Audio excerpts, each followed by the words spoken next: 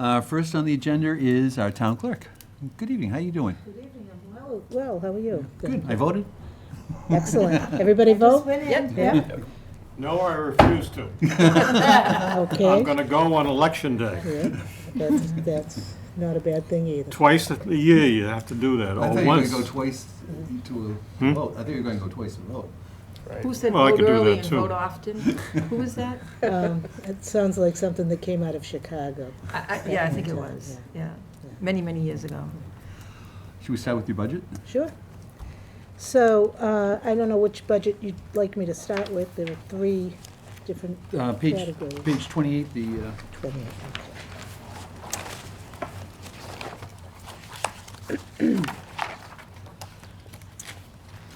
So the town clerk records management budget is really the budget for most of the operation of the clerk's office, with the exception of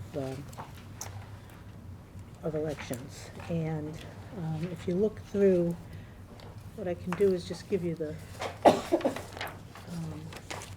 a rundown of the items that are there, and any changes that were made from year to year. The miscellaneous contractual service budget amount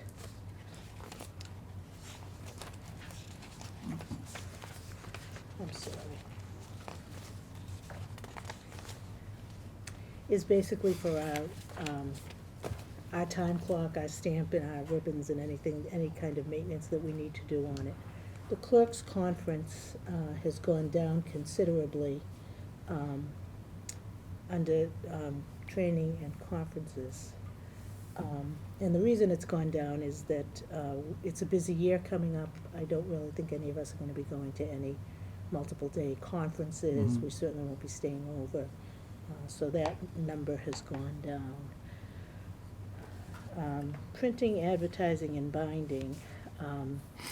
I can give you the breakdown, but I think the important thing to talk about is that the largest variance is that we spent $7,000 or put aside $7,000 last year to make a contract with General Code to recodify our bylaws, and so that's already been taken care of, and we do have that contract, and it is ongoing. But that expense is missing from this item, which is the reason that it's down so much lower. The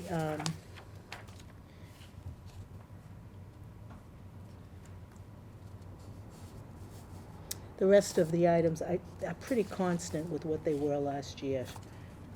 you've got 11,500 in furnishings and equipment. So,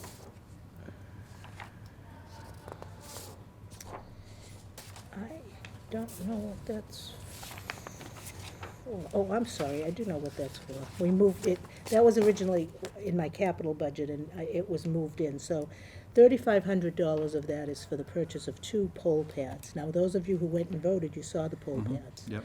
They're electronic, basically electronic voter lists. They give us the ability to very quickly look voters up, to print those little labels that we put on the I might disagree with you in quickly looking people up. Yeah. So I sometimes think you have a that's learning curve. So sometimes that's an operator issue and not Yeah. really a machine issue. And, It helps to give the license. I saw well, so, somebody you know, ahead of you me can look it up and you can scan without the it, license. and I just gave him my license, and it went, it was in. Well, the you le- we can't ask for a the note license, there. so Oh, there's was no it? ID Yeah. requirement. Yeah. But there are signs up that say if you'd like to give us your license, I we wasn't can focused. It made so- it check a you lot in easier. faster, I'm just trying to check get you in through. more efficiently and more Back and accurately. Because of course, if you've scanned somebody's barcode on their license, you know you've got them. And, Right. you know, you're not gonna mistake them if you have a series of people with different, with the same name that are similar, so. So these are, that we're using now, are actually being leased, and the Commonwealth pays the cost of the lease. Nice. We're gonna use them for this election, we're gonna use them for early voting in the next election, and at the end of that period of time, they will be made available to us at a discounted price, because they're usually about $2,500 each. but they'll be made available to us at a discounted price, and we can buy them. And the advantage to that is, we can always get them leased and paid for by the Commonwealth for early voting, but we can also use them during regular elections as lookups at the outer places where we have our voting. So if we can't find somebody on the voting list, which, if you think about the voting list, if somebody isn't exactly where you think they're gonna be at that address, then you can't find them. So those people, we can use that to look up and send them to the right precinct and to be very accurate with. Nice. So that's that. The voting booths, so we need new voting booths, and there's a few different reasons that we need them. One is the ones that we have are old. Second reason, and the more important reason, is that these voting booths don't really lend themselves to setting up a precinct in a way that you can really ensure that people aren't kind of escaping out through, because you can't see. The warden in the precinct can't see from one end of the precinct to the other, because these polling booths are all sitting in the middle of it. The polling booths I'm accustomed to, and the polling booths that I think make sense, are in a straight line. So you can use the polling booths to create the natural separation between precincts. And it just makes for a better flow. It makes for the warden's ability to see everything that's going on in the precinct. And I just think it's time, because the way our particular polling locations are, it's just impossible to really know what's going on. And as the people responsible for making sure that everything that goes on during an election, I think that the warden should at least be able to see the whole of it. So they're old. I'm not just saying, hey, let's just spend money for the heck of it. They're old and kind of rickety, the ones that are in there anyway. So I think it's time for those. Okay. So, And that'll be enough to cover every precinct in town? yes. On your salaries, is that including some overtime that you're budgeting in for this year? Yes, so my staff, comp time isn't something that we like to do anyway. It's especially tough to have comp time when you only have a three-person staff. So we pay overtime, because then we can say, well, look, you really do need to be here. So that covers any election overtime, early voting overtime. So when we have early voting, we have to be here before we start, after we finish, because there's processing to be done of all the ballots and stuff like that. So that is overtime too. On your statistical, how are the fees in the town clerk's office compared to other towns? So my experience is they're pretty standard with other towns. Okay. The only thing I'm not certain about is our fee for amending any vital record certificates. But we don't do that often. We're not a birthing community, so that's not something that would ordinarily be something that we would really do much of anyway. Okay. But other than that, my experience is they're pretty standard with everything else. And you also transferred the issuance of passports from your office to recreation? We did. Okay. The reason being, we really should not have been doing passports in an office that also issues birth certificates. That's really not allowed. Yeah. We had a separate room, and we just thought that given the nature of the work that we do, it was probably smart to transfer it. How many do you actually do in an average year? So last year, we did 456. Unfortunately, I don't seem to have this year's sheet, but. 488. Yeah, so, and the thing is that with all of the new travel restrictions, everybody wants passports, because it's the best form of identification you can have. So, that's why I think a lot of people come in and get them, people that aren't necessarily even traveling. And you need them for every form of travel now. You didn't Well, if used you to don't have need a them real if you were ID, going. at least you can Right. fall back on a passport. Right, right, You know. so. Any questions for, on this budget here for the town clerk? Next is, 18? Yeah. Or Page 18, 16 or 18? you tell me. when we start with Ele- 16, then go to 18.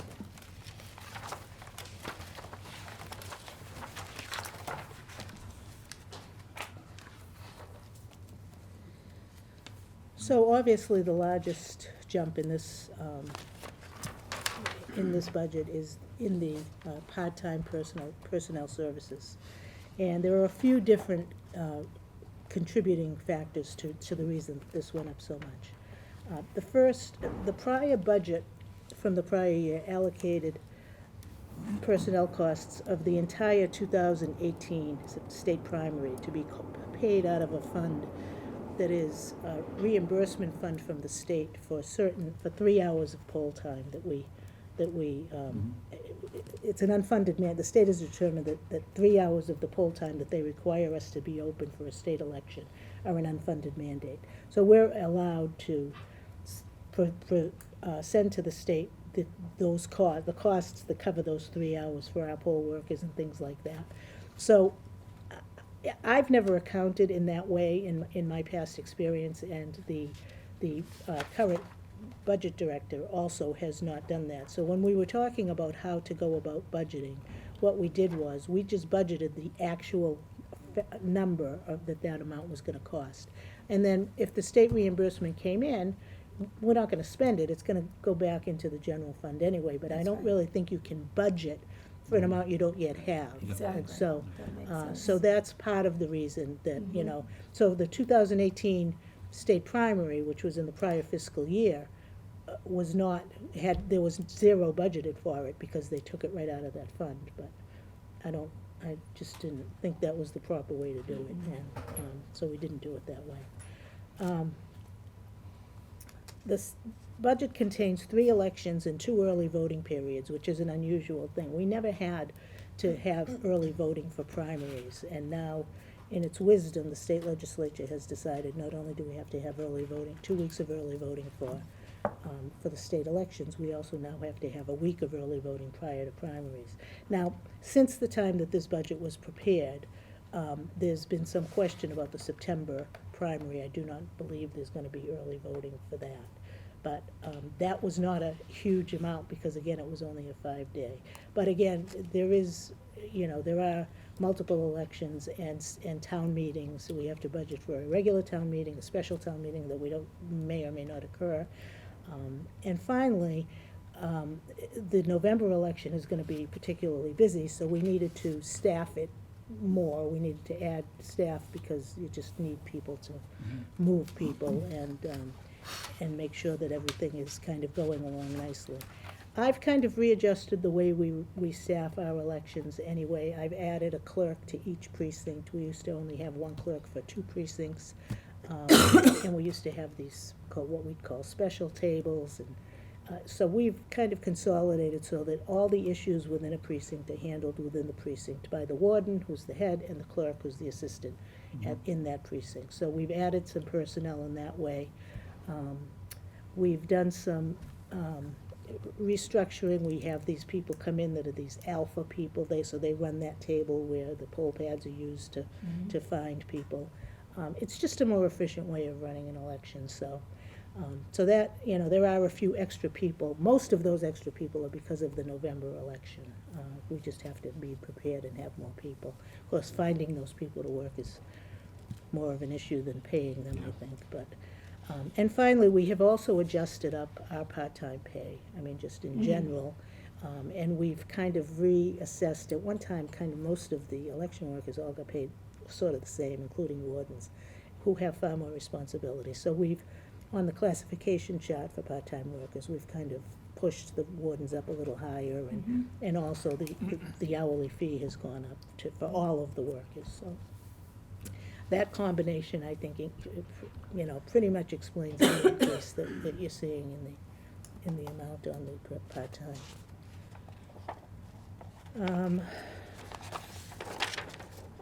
Printing, advertising, and binding. These items are, and one of these items is a new expense. So we have always in this town printed our own voter lists off of our state system. It's a pretty inefficient way of creating a voter list, because when you print them, first of all, you have to buy all the paper yourself. You have to do all that stuff yourself. Print it, you have to use your own printer, your own cartridges. But also, they're printed out at, there's about 10 voters on a page. So when people would come in to, you know, be found on the voter list, they had these voter lists that were like this thick, because they're flipping page by page, because there's only 10 voters on Yeah. a page. So these new voter lists, which we have to farm out to a vendor to have taken care of for us, they're printed by the vendor on legal size paper. There's about 50 voters on a page. And it's just far more efficient and a far better way to do it. And I don't think you're gonna have the lines that we used to have, because you can just find voters quicker with fewer voters on the list, so. So that's an additional expense that we haven't had before. Ballot printing has been reclassified as a printing expense, and, because it used to be a contractual service, so there's been kind of a movement within those line items, which explains some of the differences that you're seeing. Ballot printing is in there, the printing of expenses of printing the voter list, and that pretty much is the difference between, if you look at contractual services, you can almost see where I took ballot printing and put it up to printing, and so miscellaneous contractual services went down for the very same reason. That item, the contractual services, are the coding of our machines and the maintenance cost for our voting machines. How are the voting machines doing? So they're doing okay, but they're probably seeing the end of I their was gonna say time. they're, My capital budget has us buying new ones, not next year, but the year after, Okay. which is more a timing issue for the kinds of elections we're gonna have and how we can ease into using them, so. okay. So it's there. They're okay. They're really okay. You know, they're workhorses. We're gonna get some use this year. That's for sure. They're gonna get plenty of use this year. Anybody have any questions on election and town meeting? No?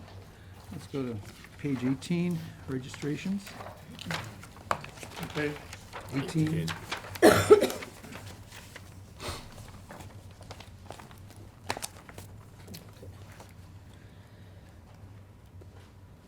So,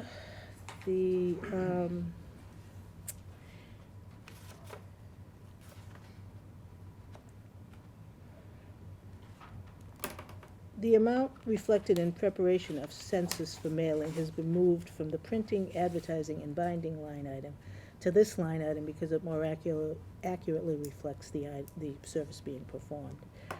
For the last several years, the town did not do any mass inactivation of voters. So, you know, every year you get the census and you have to send the census back. And what's supposed to happen is, the whole purpose behind the annual town census is to keep your voter list up to date and accurate. So what you're supposed to do is, you send the census out. People who don't respond to the census, you're supposed to inactivate.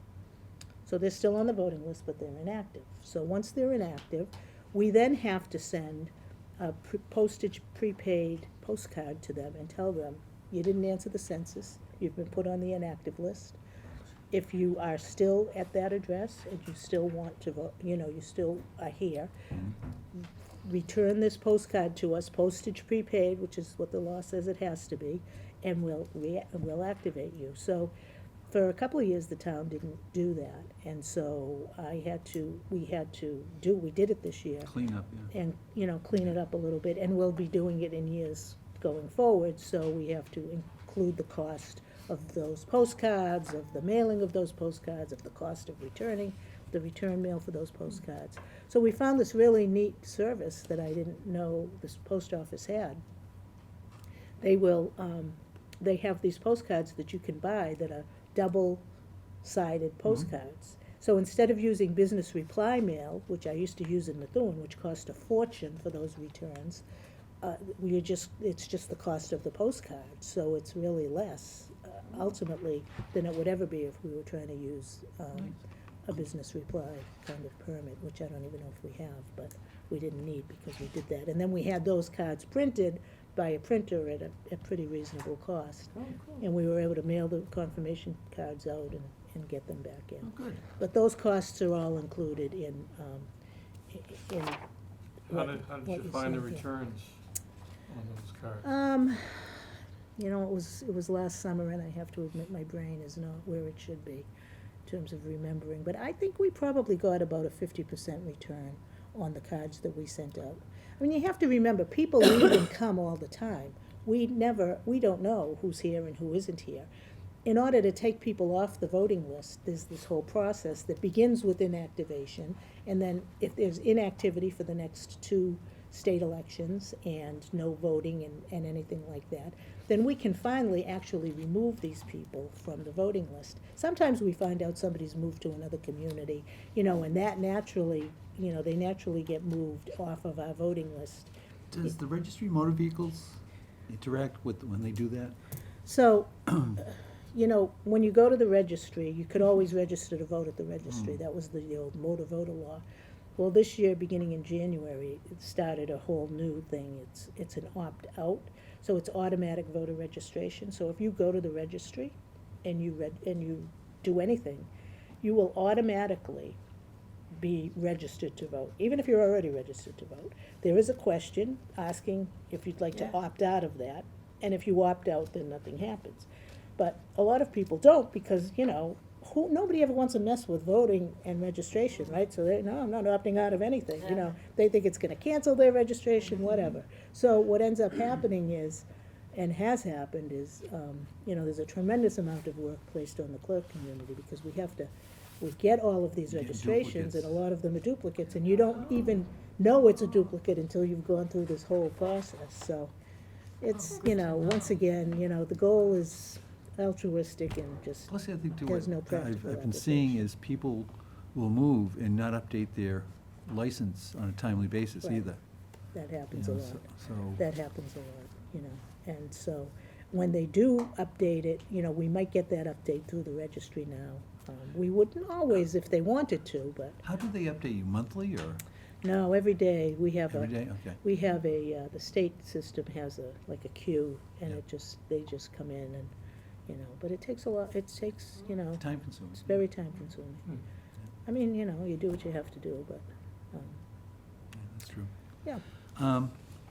Any questions for Tina on this?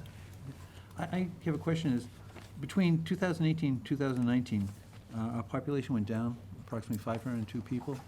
Is that due to a culling of the voting records, or? No, not at all. Our voting records, our census is only as good as people willing to tell us when they're here and when they're not.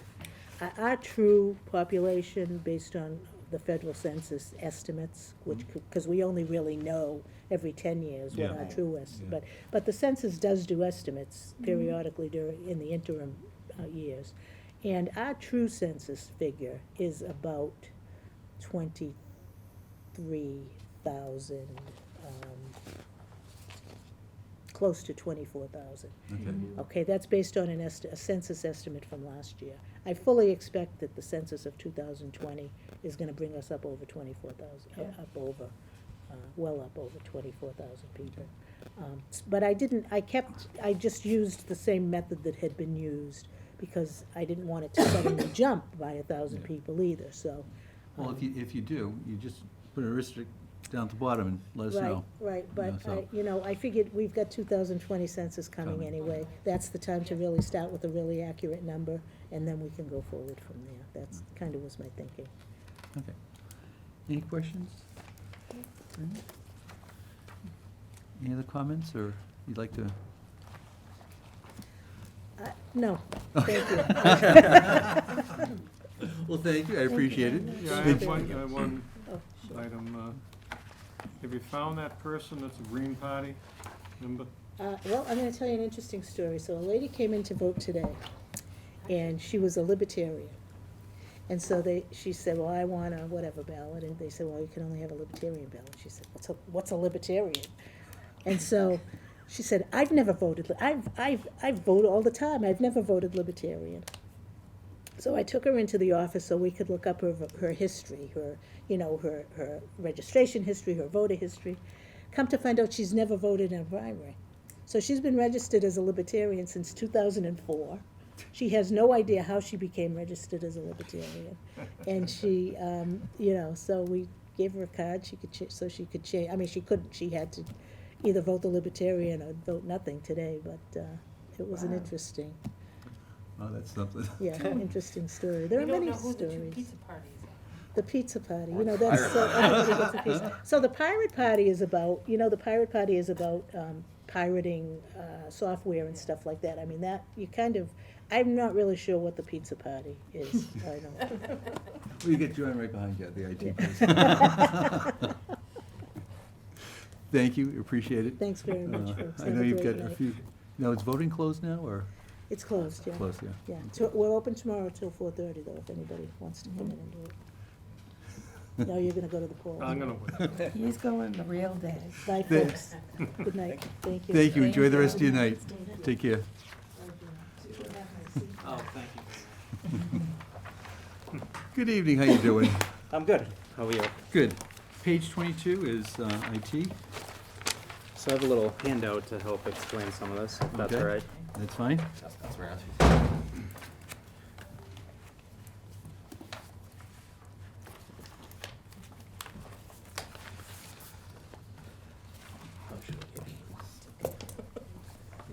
It'll come back around.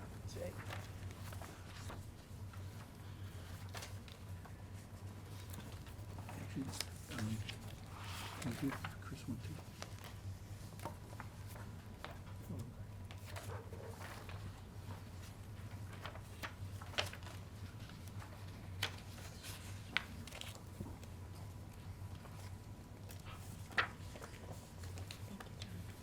So we don't have any official statistical data, but I wanted to sort of go over some of the things we accomplished this fiscal year with the budget and some of the capital items. The big project for FY '20 was the networking project.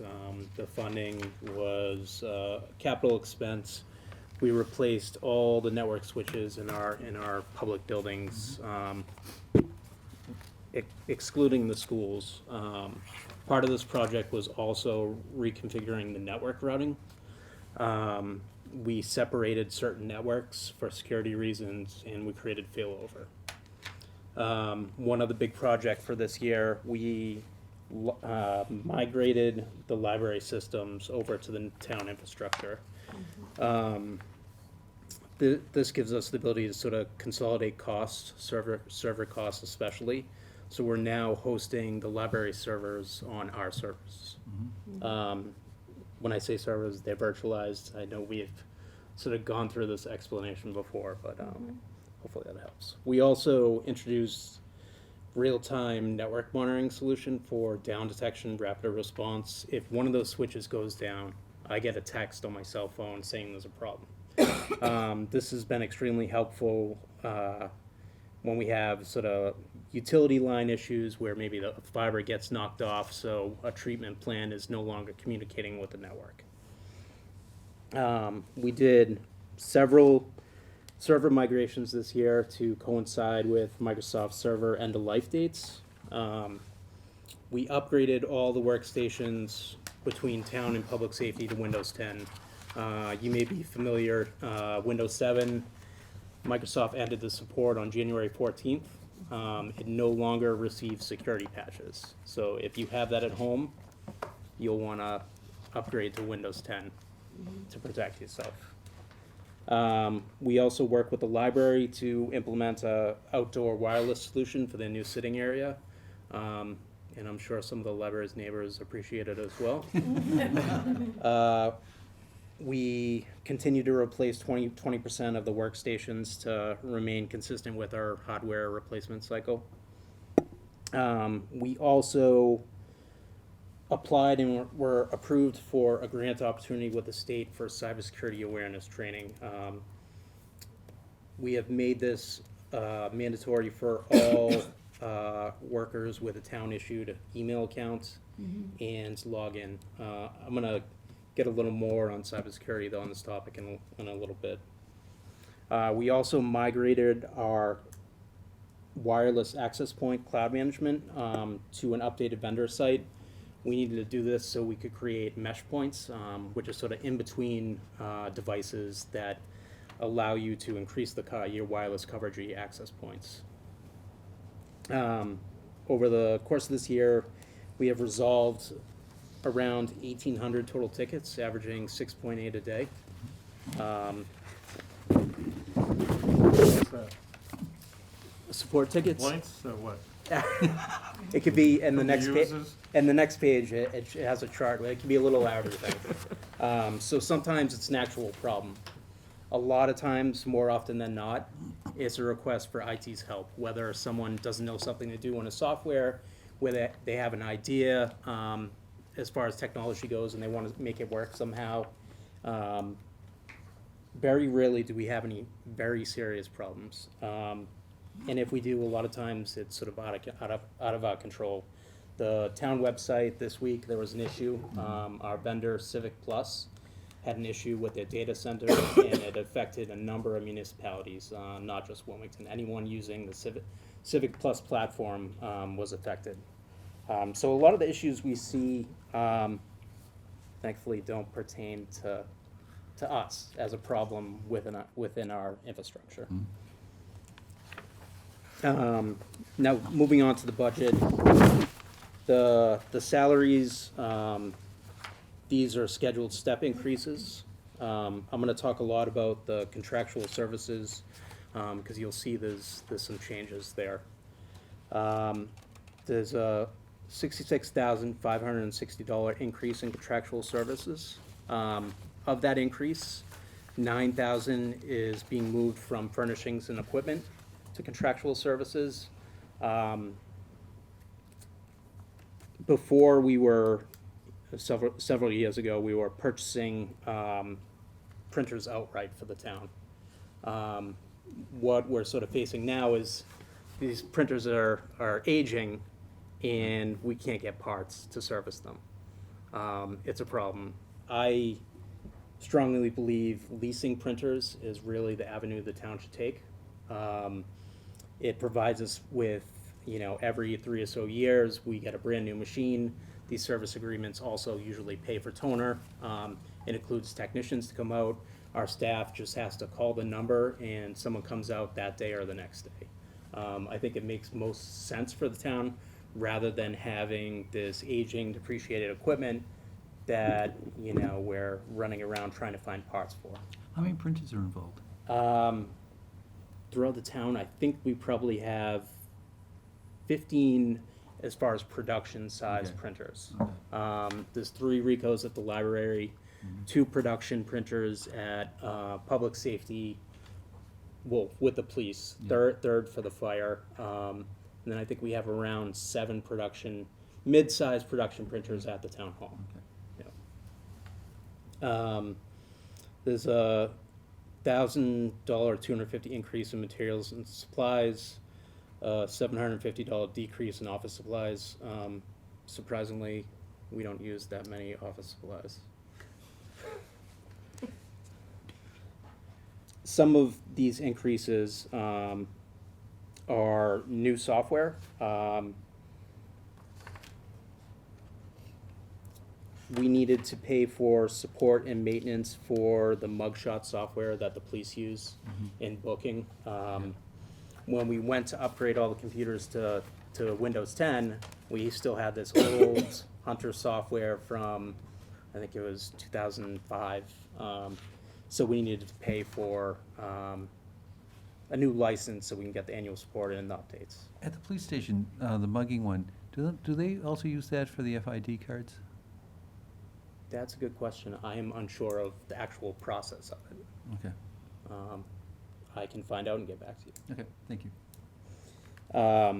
One other major piece of software that dispatch uses now is this Pro QA software. It's actually a 911 call scripting software that interfaces with our records software. So a 911 call comes in, a dispatch has the script of what to ask and inputs those answers into the system that gets uploaded to our records software, so they have that on record. Now, Tuesday, we had Corey in. Yes. To do the budget, and they're going to go through some upgrades within their system. Are you going to be helping out with that, or? I imagine so. Usually anything IT related, Corey's quick to include me. Okay. I know they're also going through sort of major reconstruction with the flooring there. There's a lot of wiring, and if they're planning on to use sort of a mobile dispatch center, I'll definitely be heavily involved in that. Okay, great, thank you. One other new expense as far as public safety is we needed to start paying for service and maintenance for the fingerprint machine.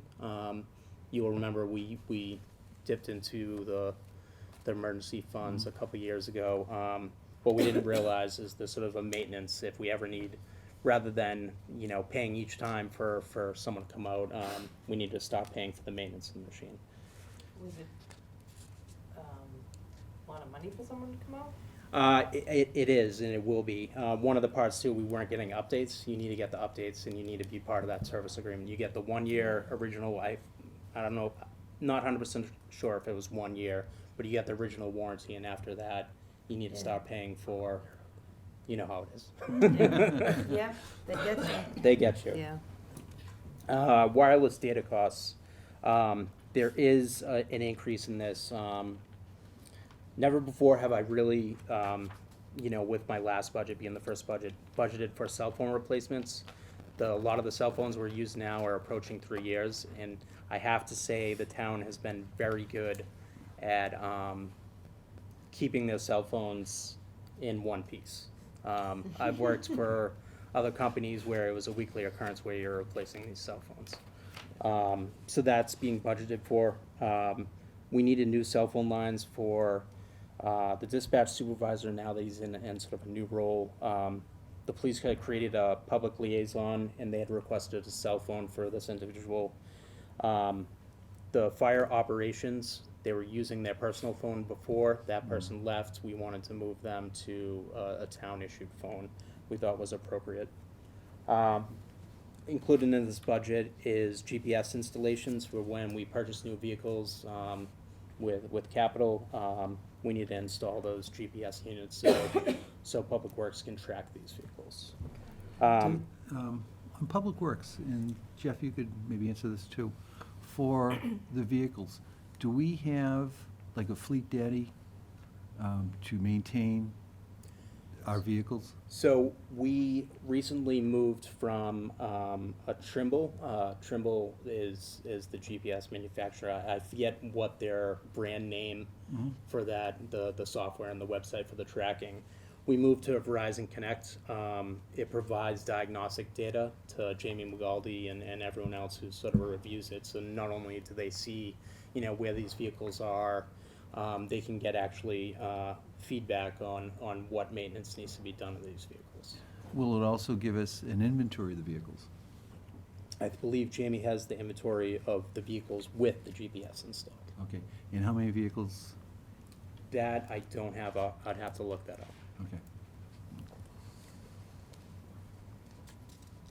Okay. One other fee within this wireless data is for wireless priority service in the event of, an emergency, catastrophic event, and when, cell phone towers get congested.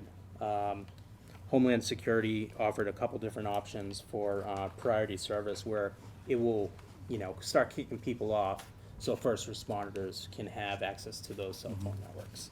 Verizon charges a monthly fee per line for that to get on there, and so we wanted to establish that priority service for a few individuals, the police chief, the deputy chief, and dispatch. I think we were in talks about the fire chief too as well. I think I should have had that on there. Internet costs, the speeds at public safety are extremely slow for modern times. Download speed 150 megabytes per second. Upload speed I think was about 15. This money will move us to 1 gigabyte per second per second speed, which I think is appropriate for a public safety building. Hosted email. As you know, we've, probably to some dismay, we've issued email addresses for board and committee members, and also additional personnel. So there's a slight increase to that expense.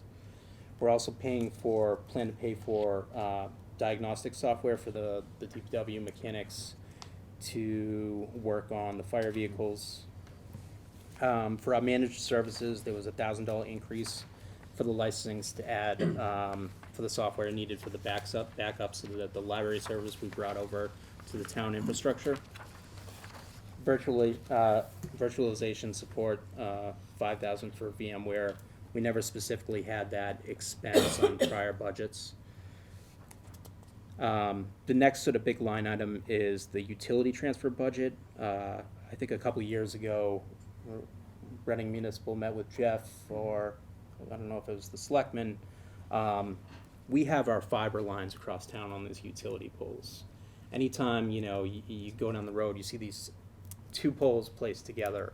One of them needs to come down, but there's sort of a waiting list of, okay, first it's the internet service provider companies, then it's the Reading Municipal, in the middle space is the municipal space. We have our fiber on that municipal space. We need to hire someone to come, take and transfer those fiber lines off into the second pole. It's really expensive.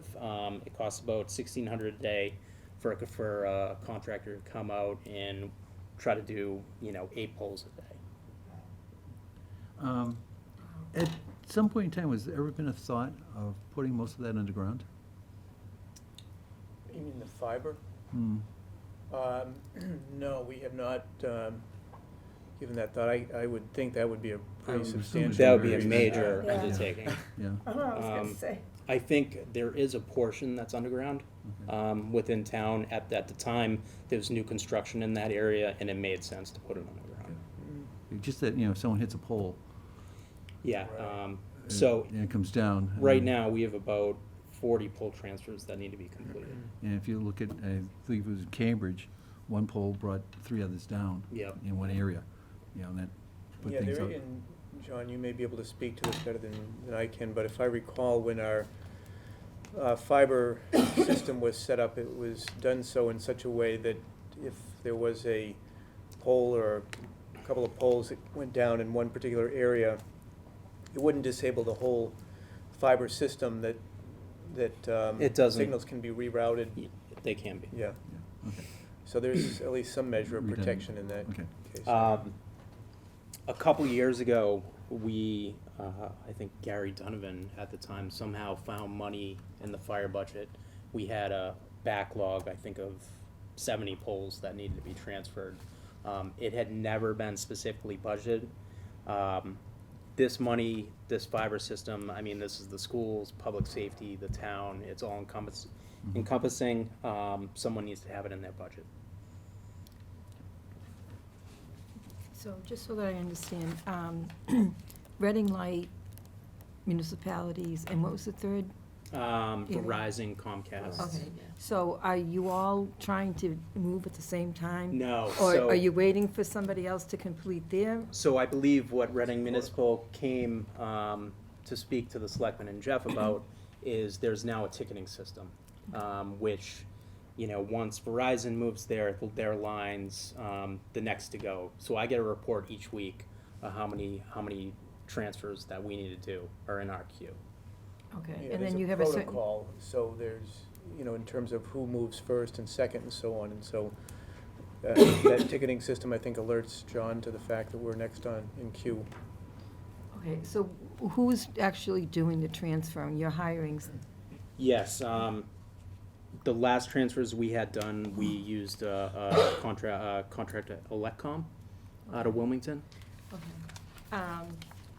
I should actually mention, most municipalities who do have their fiber infrastructure have, whether it's town electricians or, other staff members take care of this. I've spoken with George Hooper about this, and it's not something they're willing to get into, which I think you need a certain licensing too for moving fiber Yeah. lines. And then, just out of curiosity, when everybody has moved to the new pole, they're supposed to take down the old pole. Yes, it finally comes down. It finally comes down. because Yes. I remember there was some discussion many years ago that they were holding on to them for a long period of time. We didn't really have any control over when they would take them down. Right. it was a in safety fact, hazard. Yeah, I seem to recall back in Jim Rooney, I think, when he was a selectman, he really pushed on that issue. You know, it's, part of the issue is who owns it, but yeah, it's not a priority in the utility company's mind, unfortunately, but. I never even noticed the 2 poles until this call came up, and then now I see them everywhere. So the largest expense, and sort of change from contractual service of last year, is for Office 365. When I first started here 4 years ago, the previous director and I spent a lot of time upgrading town computers from Office 2003 to Office 2013. That's a 10-year gap of one Microsoft release to the next. What happens is, if town workers get accustomed to this older software, and as you know, Microsoft's constantly updating, it becomes a problem when you make that big of a jump. As I'm sure you're aware, with software now, it's all subscription. So I would like to spend $26,000 on Office 365 subscriptions. Part of this money, I should point out, is eventually going to free up the $30,000 we pay for our hosted exchange costs right now, because I'll be migrating everyone sometime this year to Exchange Online. That is included in the subscription. The problem is I have to pay for the annual subscription for the Office 365 upfront. So, we'll get the year's worth, and luckily the hosted exchange we're paying for right now is monthly. So, while I'm proposing this budget, I'm hoping to come in a little less than what's proposed on this entire budget. How long do you think it'll take you to do the switch over? I'm hoping in maybe a week. The training is, So I had some money in software expense last year, and we bought a few licenses to test out with some departments, and it's been very good so far. Yeah. My capital budget for this year, I'd like to spend $100,000 specifically to address disaster recovery for our servers. I mentioned I was going to talk a little about cybersecurity earlier. It's a major problem for state and local governments right now. I'm innately pessimistic. I think we'll get hit at some point. My job is to make sure we're resilient and we can recover from that immediately. That's the position I want to put us in. I think it was in the Globe not too long ago. 1 in 6 communities in Massachusetts have been hit. Has it been that many? Yeah. I saw a statistic, 25% of all malware is targeting state and local government right now. Look at Reading Lake. Yeah, and just last Friday. Yeah. I can name, I think, 5 other Massachusetts communities from last year that got hit with ransomware. For us to remain resilient, we need to make sure that we have the proper data retention, and we can recover from any sort of event. I can do everything in my power to protect us from viruses and malware. Unfortunately, sometimes it only takes one user clicking an email. That's why I'm really encouraged and enthusiastic about the cybersecurity awareness training that we started this year. I think it'll be hugely beneficial. Now, this is going to hit slightly another subject. What is your interaction with the IT people in the school department, and are they also doing the awareness program? They are. It's not mandatory for people using the network, but they made it available to their staff. We've been working jointly on a number of things. one of my last pages is my focus for this fiscal year. Mhm. Ken Lord and I, the IT director there, one of the goals we're gonna complete this year is to create an incident response plan for both the town and schools if a ransomware event or any type of, massive virus event were to occur in town. A lot of times, during those types of situations, you scramble. Not everything's gonna go to according to this response plan that we create, but at least we have, something to refer to in a guideline. There's a number of organizations that have to be contacted. If there's a breach in our data, one of the first things you wanna contact your local FBI office. If it gets into the personnel data, I think there's a state office we need to contact. So we wanna make sure we have those steps in process. And we thought it was a great opportunity for the town and schools to sort of work on that together. Is that There's- the there's only? There are, at the state level, I think they have some groups they're pulling together to reach out to communities. So we got this grant through the Executive Office of Technology, Yeah. Security and Service, Yeah. and they've been great as far as providing resources to municipalities. Yeah. Kerry and I, we went to Nichols Uh, College. a conference on cybersecurity that the state put on, and it seems like the state is really, this is a huge initiative for them. Jeff and I and Tina Conway are meeting with North Shore, was it the state elective for cybersecurity analyst for elections? Election security.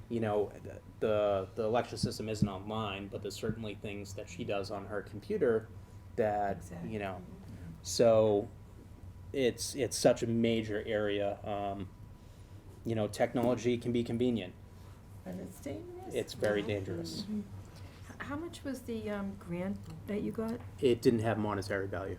As far as what they said for us, they just said, we'll provide your users training. Oh, I see. So it's they service. came out and just. Yeah, as a ran service. Training programs? So every 2 months, our users receive an email with a link to a training system. Each assignment consists of 4 modules of 15 minutes each, and they have 2 months to complete those modules. Have you looked into any grants for the cyber,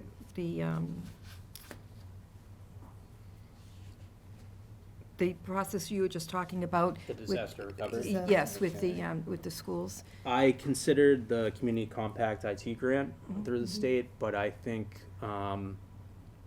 given the needs for the radio infrastructure in town, it would be better for us to apply for the full 200,000 to go towards offset some of those costs. Now, does Homeland Security offer any type of grants or? I believe they do. I'm not an expert on this subject, but I think they require that it also affects 3 other municipalities. So it's sort of a conjoined effort. I don't know, Jeff, could you speak to that at all? I'm not aware of the particulars on that now. The Regional Council of Homeland Security, I think you have to show that you're working with other communities in substance solution. Are you in contact with them at all, or? Homeland Security, I applied for penetration testing for the Mhm. town, so they can test sort of the safeguards that we've put Yep. in place. Other than that, no.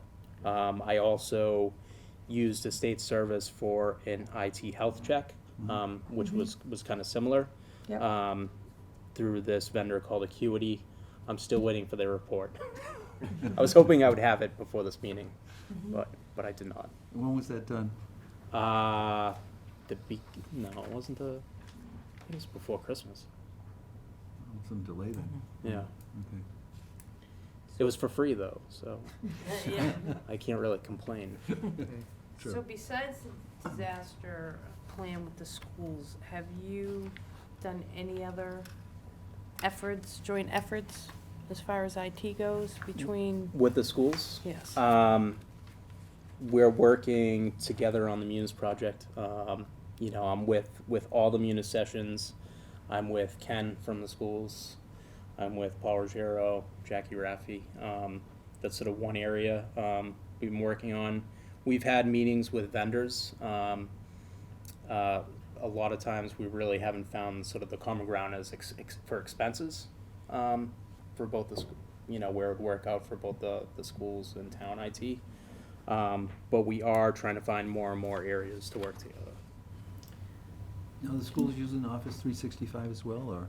No, No. it doesn't make sense for them Okay. because the Google Suites Oh, okay. and the education discount, I think that's free for them, Okay. so no. It's, education is a lot. It's still part of the town. Yeah, they They are, are. but I know. the kids' stuff is a lot different, Yeah, it is. so you can't. Ken and I are in constant communication, so I think, we'll definitely find some areas to work together going forward. Any other questions for John? What's the basic status now of that Munis program that we bought a Yep. year or so ago? So the plan is Fully functional now, or? we're still in the testing stage. We're just about to get into the testing stages. We're on schedule to go live with the financials on July 1st. We're gonna follow that up with the human capital module, which should go live in January 2021. So just to add to that, we, at the 2019 annual town meeting, that was when we received approval for the funding and for Munis. And then, if you recall, in the fall of 2018, I guess, 2018, fall of 2018, several people that were instrumental in that process left.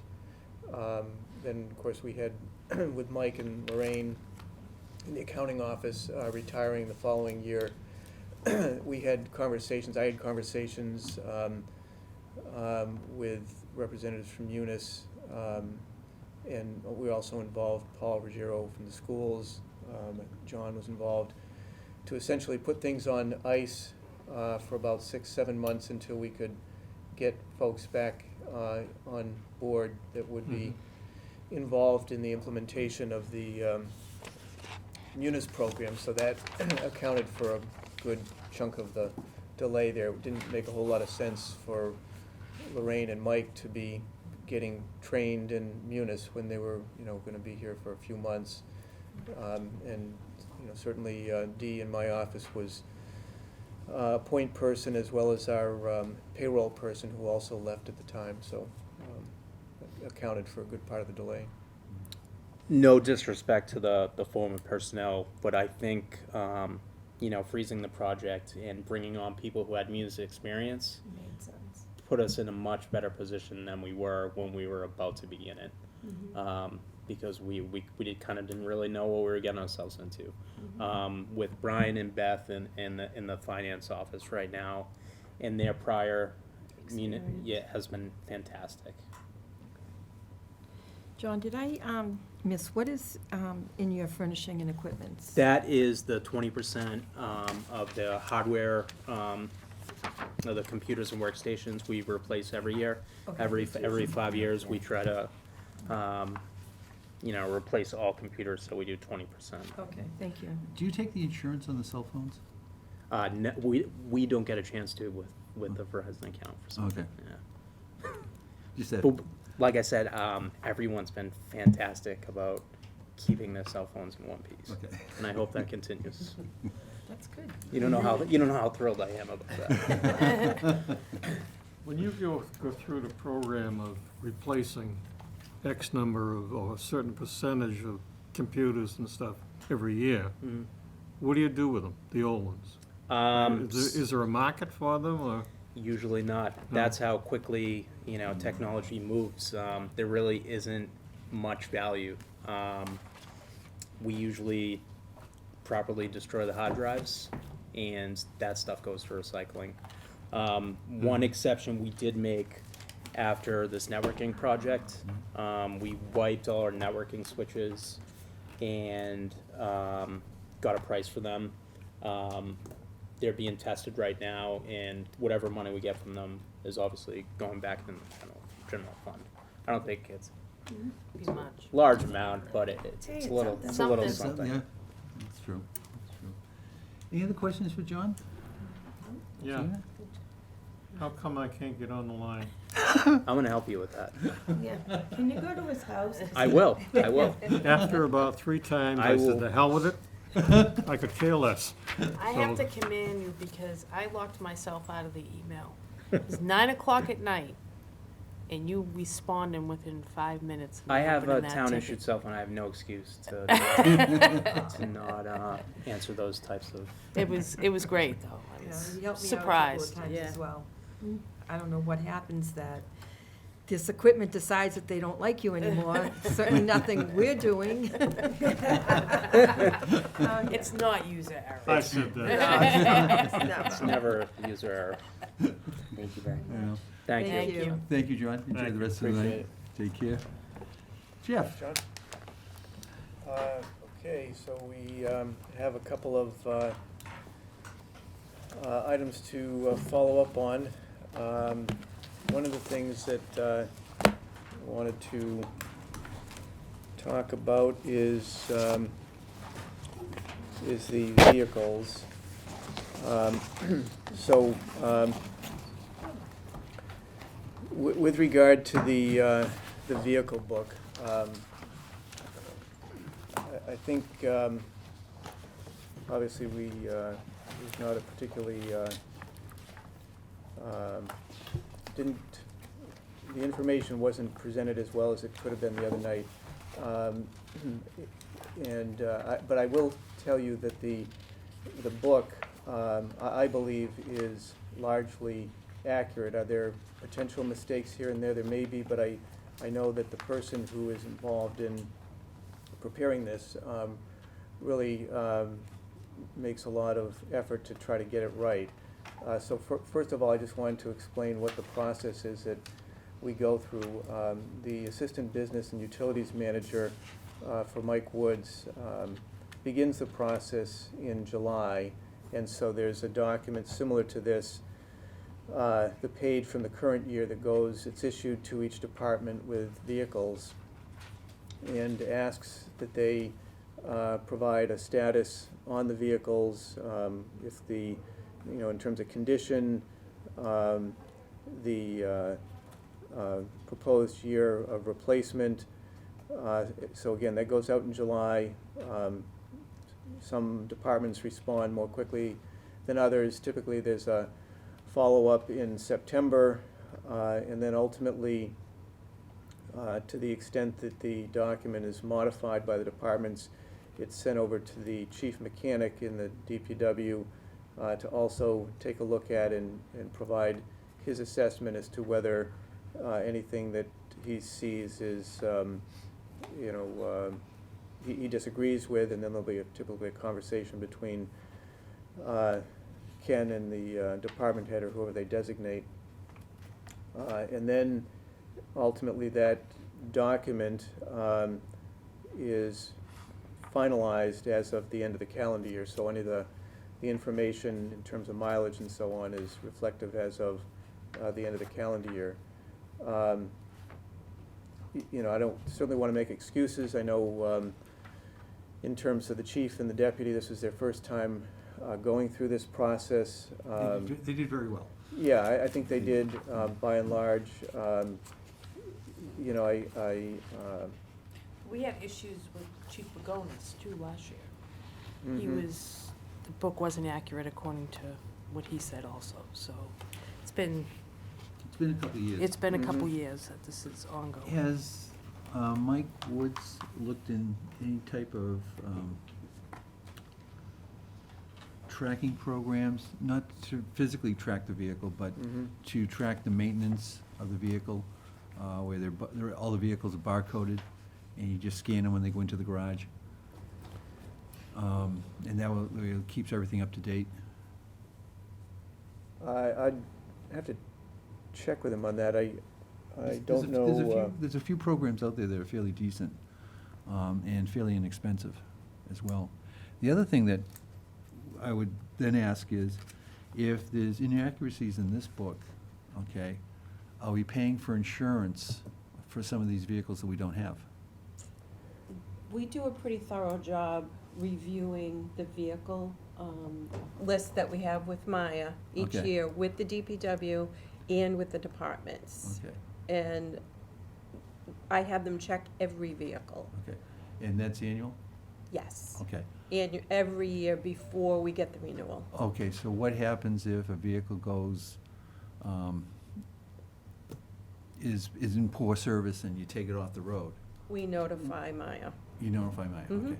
So And can that we- list be cross-checked with the book? If you're saying It's that's in an a accurate. different order, possibly, I guess that. Can you run it by serial number? Because all these. We Because that get, would- we get the list in a format from Maya. Okay, I'm not sure, we could certainly ask that question. okay. Because, I mean, if you could, because that would be more accurate than plate number. Mhm. You know, so if you did it by serial number, you could then match them up. Or VIN number. Just serial number, yeah. That's a VIN Yeah. number. So these are all VIN Yeah. numbers too. Yeah. So you could probably, Mhm. So you could do a sort like that and maybe match it up and be a little more accurate book for the next time. So I guess in terms of accuracy, so one of the questions that was asked last Tuesday was a question about a van, and I think Lieutenant Murray had indicated that he thought it was in the DPW. In fact, that isn't the case. The vehicle is in the police department, and it's used to transport equipment to and from the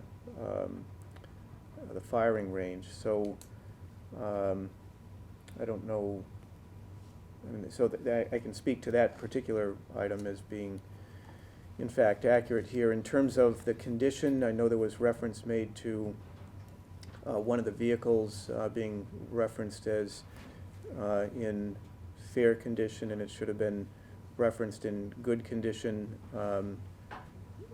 You know, I mean, those things, we certainly can improve on. You know, I make the point when I send out my budget instructions to departments that they need to pay attention to the information and review it thoroughly. You know, I'm gonna have that conversation again.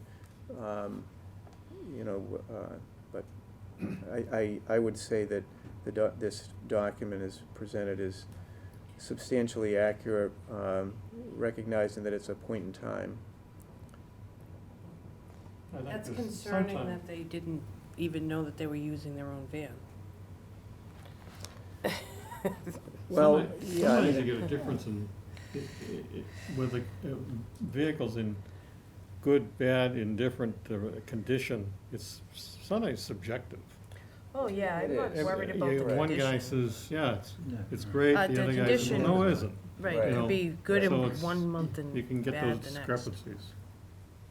Well, this all came out, they didn't know what vehicle they were actually planning to replace in this Right. next year, right? mhm. So do we have any more clarity Clarity on on that, what- or is it still, yeah. because that van seems like it would be one of them, which they didn't think they had, now they have it. But will it be replaced, or? It will not, no, Okay. that's not scheduled for replacement. So that's the other thing, so the replacement dates probably need to be looked at also. Well, and one of the other things, because I had a meeting the following day with the deputy and Mike Woods and Lorraine Church, who's the one that puts the book together, to review the situation. And the police is somewhat unique in that there's a transfer process that goes on. Unlike other departments, typically when a vehicle is out of gas, so to speak, we just dispose of it through the DPW process.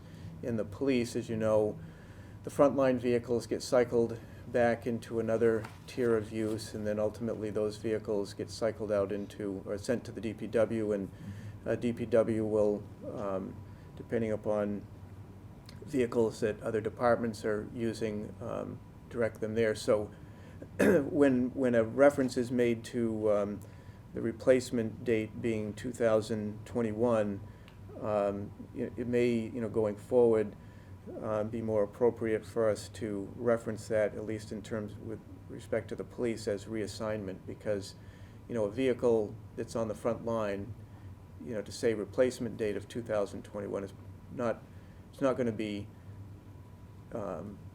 disposed of like other vehicles would Just be. It's going to be transferred reassigned. within the town. Right. Well, yeah, I get that part. So it would come out of the police department in 2021, I mean, according to what you're saying in the book. Well, it may or may not. It may get redirected to another use within the fire department before it winds up going to DPW. On the two new detective vehicles, Yeah. will they be disposing of two vehicles? Are these going to be an additional? The vehicles that are going to be sent to the DPW, and I'd have to talk to Mike in terms of which one of these are going to be disposed of, but we've got slated to send 5 vehicles to the DPW, 4 Explorers and an Expedition. And which of those are going to be disposed of, I'm not sure of at this Well, the point. Explorers, wouldn't they be former first-line cars? Sorry? Wouldn't the Explorers be former first-line cars? They would be, yeah. I mean, ultimately, they've cycled through the So system, so they're probably not in the Detective Bureau right now? They're, some of them may have been, you know, it's hard to explain necessarily how, there are certain vehicles, for example, this year, the vehicles that were approved at town meeting for last year, those vehicles are still in the order process, so they're still in queue. Yeah. So hopefully we'll get those by May or June. Those vehicles will then, so vehicles 31, 32, 33, 35, and S1, which is the vehicle for the safety officer, those will be the vehicles that will be new in this year. Okay. As a consequence, there'll be swap outs from the current 31 will then be reassigned to what is now vehicle 38. Vehicle 32 goes to vehicle 17, 33 to 37, 35 to 20. So there's a whole kind of domino effect Yeah. in terms of where these go. And it's, you know, it's ultimately a judgment call on the part of the chief or the deputy, and certainly with consultation from the mechanic as to which vehicles are in what state of condition where they go. So it's not as straightforward, I guess, as, you know, other departments where you run the vehicle, Yeah. when it doesn't work anymore, You get rid of it. you get rid of you it. get a new one. From my experience, there's, a number of the cars might go through before the police department gets rid of them, 1 or 2 different numbering sequences, Yeah. because they're used for a different purpose. Mhm. And we start off with the line cars, there's a reason for the numbering system that is there, Mhm. and they always, the new cars want to have those particular numbers, then they step back down, and again, you get these jumping around. So it becomes sometimes confusing. That's true. We know, we as knew at the time where the cars were, but Because of the numbers. the numbers get screwed up. Okay. Some of these vehicles may, you know, it's at a point in time become unmarked vehicles. Some get, you know, assigned to lieutenants. You know, there's a number of different. So we don't know which ones at this point are coming out of service yet? Just the ones with the highest mileage, right? Are those the Ford utility? Frontline cars? When you say going out of service, you mean getting sent to DPW or just being? Yes. The vehicles that are slated to go to the DPW are, let's see, in terms of matching it up with the book.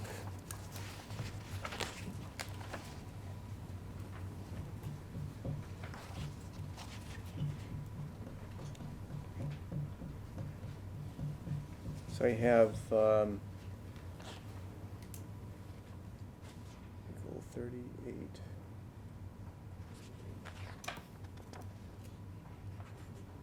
I have two 2017 Ford Explorers, a 2014 Ford Explorer, which is the old S1, another 2017 Ford Explorer, and a 2008 Ford Explorer.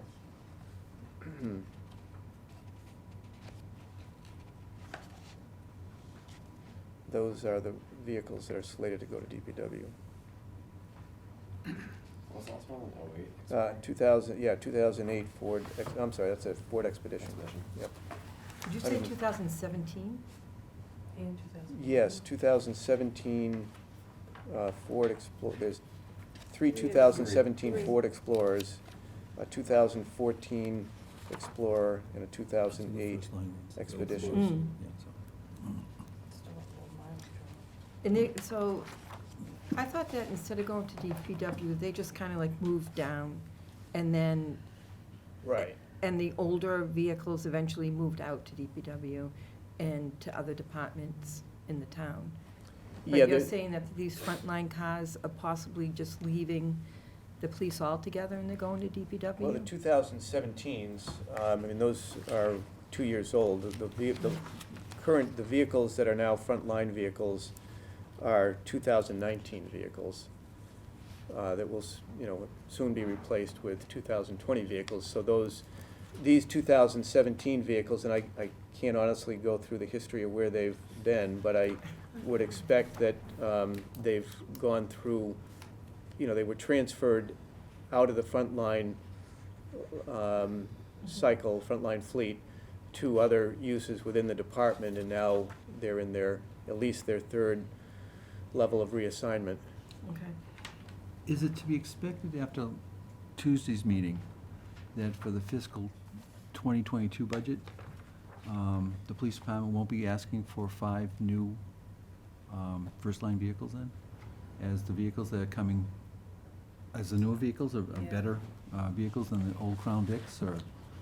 Yeah, I mean, I think we have to see how, if the existing vehicles continue to hold up better than the Crown Vics, then, yeah, I think that could be the case. I think we have to be mindful, though, that when we're not replacing a vehicle, we're talking about a 2-year period now, because Mhm. the vehicle that isn't replaced this year that gets funded next year isn't really gonna arrive until 2 years out. Mhm. But, I certainly, But if they're a better quality vehicle. if they're a better quality they should vehicle, last yeah. longer. Right, Okay. that's And I true. can see adding maybe 1 vehicle as we're adding officers to the force. Mhm. Okay. The 5 is You know, getting. I have no problem with that, but if we're getting a better quality vehicle, why are we turning them in every year? Yeah. That's my problem. Mhm. Maybe we could use that money someplace else. Yeah, You know, My concern this year would be that we're doing 2 new detectives cars too, so that is going to shift the balance between frontline cruisers and something that we no, 'cause previously. you're still getting 5 new ones in May or June of this Right. year. They're not in yet. They're not in yet, okay? It From would, last but year. it'll shift the balance at some point. At some point in to time, yes, more- yeah. To more Yeah. detectives, and with Yeah. that, Exactly. is that gonna change how many frontline cruisers they need 4 Actually- years from The now? detectives don't have this, don't wear them down the same The way same, Okay. that yeah. Mm. Okay. the Yeah, frontline that's patrolmen Have, do. have we increased the number of detectives then? no. I know, 'cause But I know we had some we had- retirements, but they Right, were so replaced. Yeah. a couple of the vehicles, so we had 3 vehicles, detective vehicles, unmarked vehicles that were, that have been taken out of the system completely.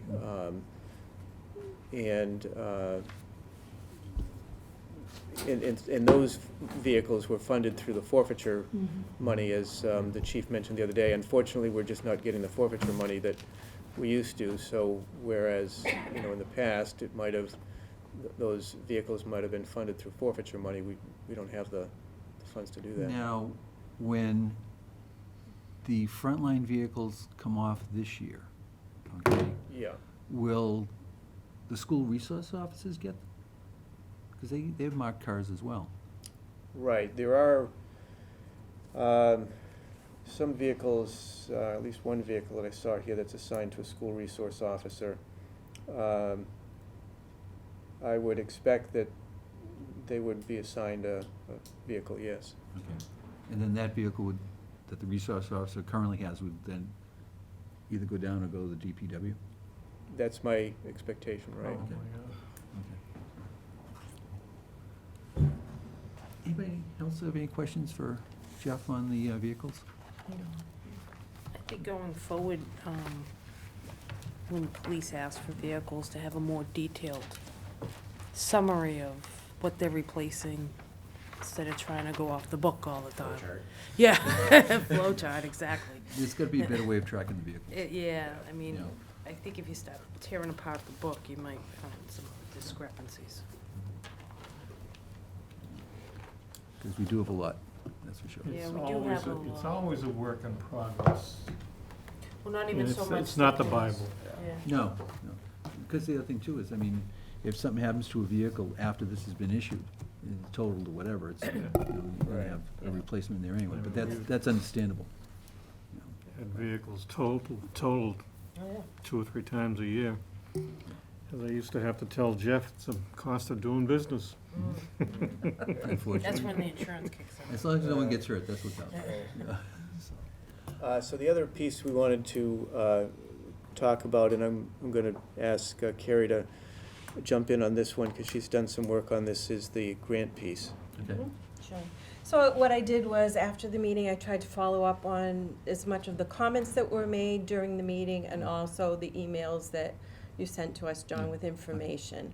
The first thing was the comment that was made that the town of Concord had received $300,000 in a feasibility study grant.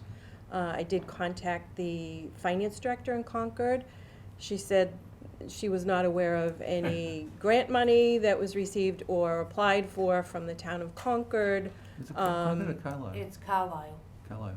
Okay, so, but it was said Concord at the meeting, so I did follow up, and there was not a $300,000 grant.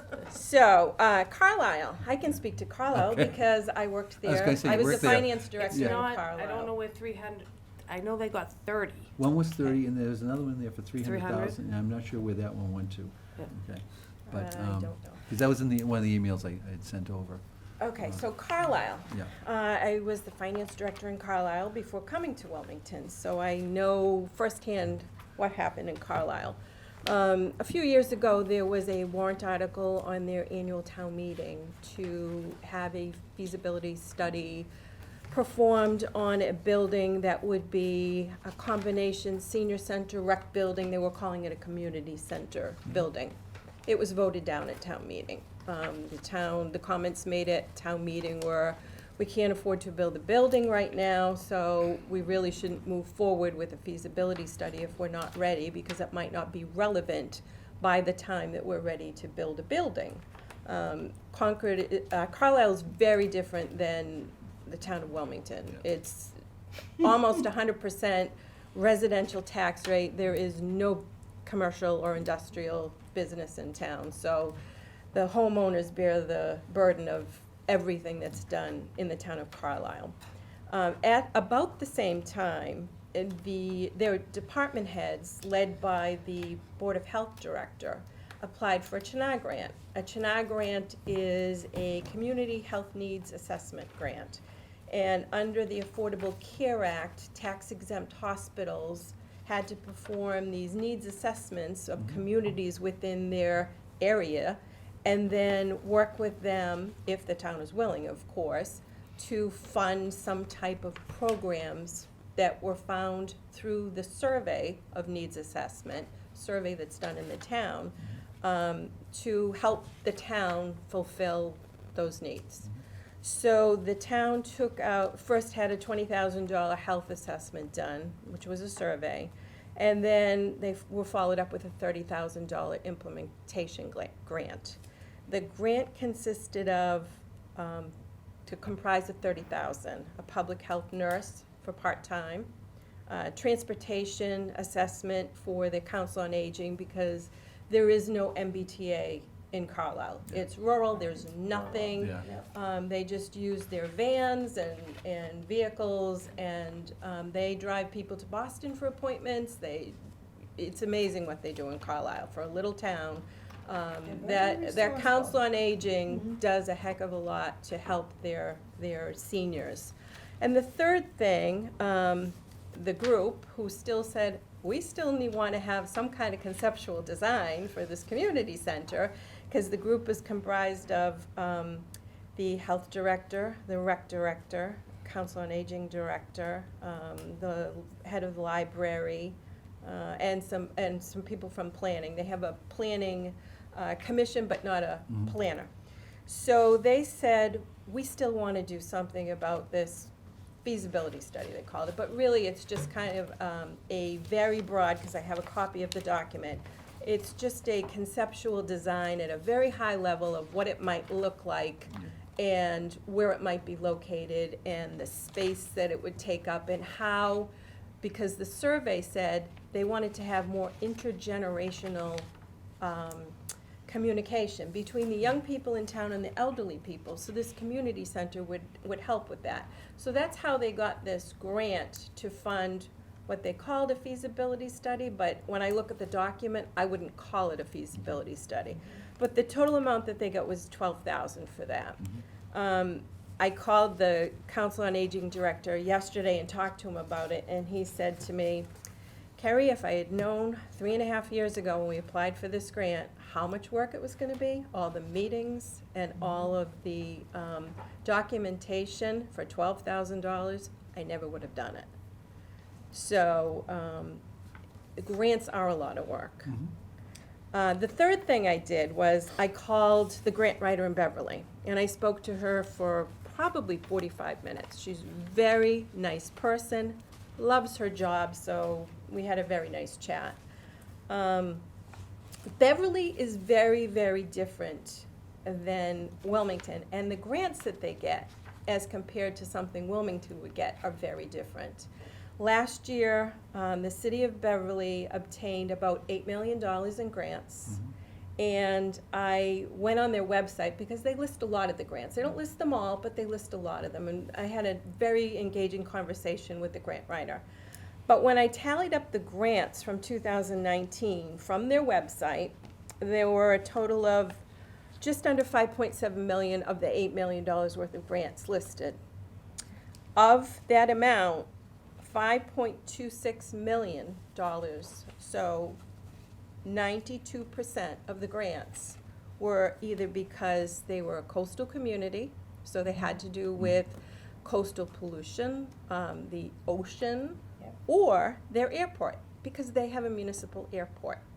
They also, it appears to me that they're a green community. I didn't talk to her about that, but they had some vehicles that you are required to use under the Green Communities Act, which is good in some ways and bad, because when you are a green community, you have to buy vehicles that are more expensive just to get maybe 2 more miles per gallon, because that's what the state of Massachusetts requires if you sign up to be a green community.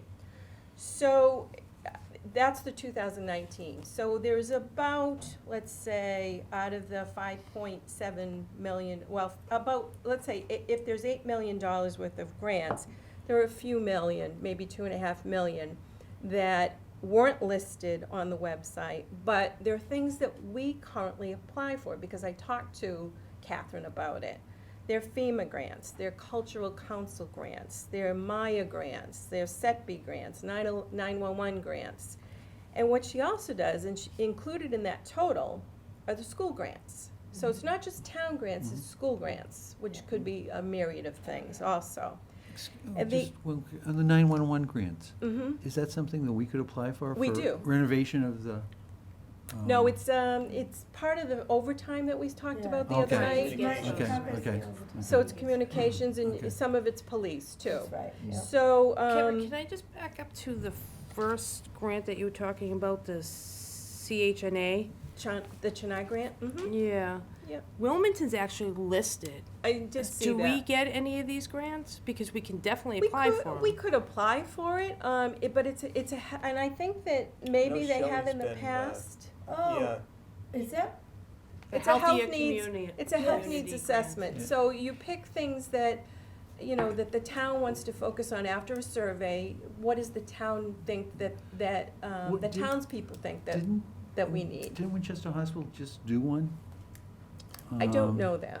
Yeah, Mary Lou They- Hottie, I know I got an email from her that they were doing an assessment. They could be. I think it started in January. yeah. Because this is Yeah. the new year, Yeah. the new grants are out now. The last ones, like the ones that Carlisle participated in, was 2017. So the new These are the grants are ones out out. now. But the other thing that Beverly includes in grants are things like donations, gifts, things that foundations give to them, which really aren't, it's kind of, are they grants or, they're donations? So Well, it's it's a like the little bit. $100,000 we got from Cummings Properties for the police. Yeah, Yeah, so she includes all of that when she lists the grants. I talked to her at length about, how Beverly operates. They're a city of about 40,000 people. Her role varies. Sometimes she takes the lead if it's a big federal grant. Other times she's in a support role to the departments, which it seems like that is what occurs most of the time. And then other times she might proof the grant, and then finally, the last type of thing she does is just track them and reports on them. She meets with department heads once a year to talk about what needs they have, and then she tries to search out grants. One of the dilemmas that she said was, because I said, well, what do you do if your staff can't implement the grant? Because you don't implement, do you? She said, oh, no, the departments have to do that. That's what I thought. So, if they can't implement it, they hire consultants because it's a short term, like a 12-month, 18-month period that you're working on this grant. So she said, you really have to get up ahead of it and plan, because you might have to budget for a consultant. Because not all grants will allow you to use consultant money, pay a consultant grant, as yeah. part of the grant. Yeah. So it is, she said, it's not a simple thing, it can get complicated. You really need to think of, can your departments handle this? And they're 40,000 people, they have more people that work in their town hall, because I said, some departments are pretty lean here. oh, yeah. We've got a department head, and maybe an assistant, and maybe an admin person, and I'm not sure how much they could take on. And she said, and it really should be the need that's driving the grant, not just, there's money out there, let's go get it. yeah. So, But we do have needs, that's the thing. That's the thing, We yeah. do have needs. Yeah, but they might And not I- be the needs that you're. Well, using right, for and the she said grant it's hard for. to find some grants, she said people have needs and they just don't exist, those grants. But So, I did hear Shelley talk about, or Shelley or, no, I think it was the DPW about going for the looking at, planning for, the future in 30, when we're all gonna be sweating to death, and the change in climate, the climate Mhm, change, there's a mhm. ton out there. mhm. But you have to go through this process before you do it. And when I went to I did go to the annual meeting for finance committees that MMA Yeah. puts on, and they had someone there that explained how you go about, you have to get that basis, That's right, and that's, was that? Valerie Valerie mentioned, said, yes. that's Yes. one of the steps that she's gonna be going through is, Going and I through, forget yeah. the acronym is MVP, and I forget the, what it represents, but it's a baseline, Mhm. survey of the town's condition, and you need to have that before you go can be for- eligible. So yeah. we're in the process of doing that, but, she's got a lot on her plate right now, and, Mhm. down a No, staff no, I person, mean, but, those are yeah. the things that, lots of times you have to go through get to that basis point and give them all that information before, Right, and kind of put some skin into the game before they're gonna give you the money. right. You know what I mean? It's a give and take. Grants are not always, I'm just saying from experience, Oh, I okay? get it. You have to work at the- it to get it. You do, and the You have other to put thing. work into it, yeah. Right, but the other thing you have to do is, these people have to work a full-time job doing all these Well, other things. That's the point, is we're trying to figure out if it makes sense to do a consultant or part-time or full-time grant writer, you know? So I would, I guess, just point out, and I've asked the departments to provide me with information on the grants that we have gotten, because as Carrie indicated, a lot of the grants that apparently Beverly has obtained, we've obtained as well. I mean, in some of the programs, and they may not be, you know, technically a grant, but I certainly consider them a grant. The 14 or 15 million dollars that we're going to be getting through the Commonwealth for doing Route 38 from 62 to the Woburn line. I mean, that's a big chunk of change that, you know, Mike Woods and Paul Looney, the town engineer, and others have worked on to provide to the town. Route 38, the intersection at Lowell Street and Woburn Street, that's going to be funded by the state. It's on the TIP program, was approved. So again, I forget the number of millions of dollars that's going to be, but so that, you know, the town is conscious of pursuing funds beyond what, you know, the appropriation. Exactly, and the other thing is, like the schools, they have, do their they own. do grants, Yeah, but they do their they, own, they get them Yeah. because based on They do. the They population. get Exactly, but that's how, a piece of what the school always depends on, the school department, that's Yeah. Right. their, but as far as just having someone just to write grants, it's not always as easy as No, you you say. gotta get the baseline first, and if And you Val, have to understand what you wanna get a grant for.